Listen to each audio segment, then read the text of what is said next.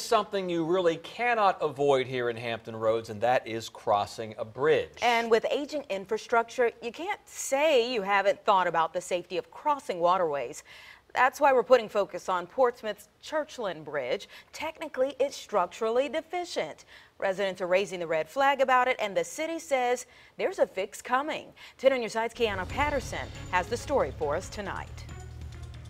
The bridge was deemed structurally deficient a decade ago, and a 10 on your side viewer reached out to us to find out just how safe the bridge is now.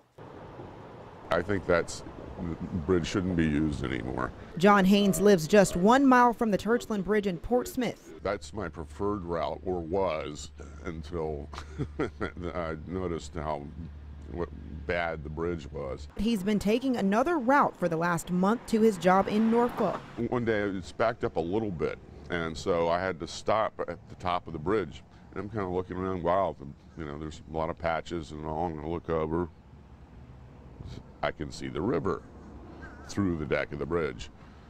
Not good. Haynes says he's afraid the bridge may collapse into the Elizabeth River. The most recent Hampton Roads Bridge study shows the Churchland Bridge is one of the most traveled bridges in our area, but it is considered structurally deficient, which means parts of the bridge needs to be repaired or replaced. The study shows 66 other bridges in Hampton Roads are also structurally deficient, but that number has gone down in the last decade.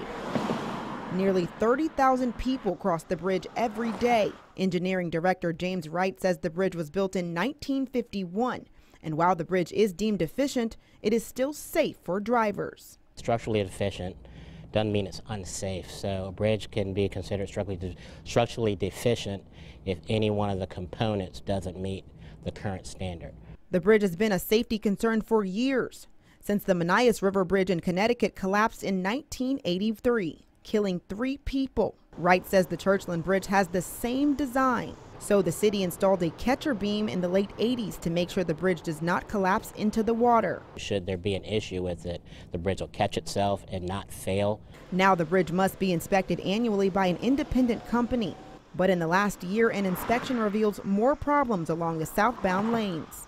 The city had plans to replace the bridge back in 2015 but struggled to come up with the money. That was a target, was not an absolute goal. We all realized that it would take a lot of years to get the funding for this. Now they have $35.5 million to work on the project. It's expected to take 2 years. The plan is to replace the northbound side, rehab the southbound lanes, and widen the pedestrian lane. It can't happen soon enough. This is a big story around the country. America's infrastructure is crumbling. We don't need walls, we need bridges. City officials say they're in the final planning phase for the replacement project. Right now, they're just waiting on approval from the Coast Guard, but the goal is to start construction in 2019. Kiahnna Patterson, 10 on your side.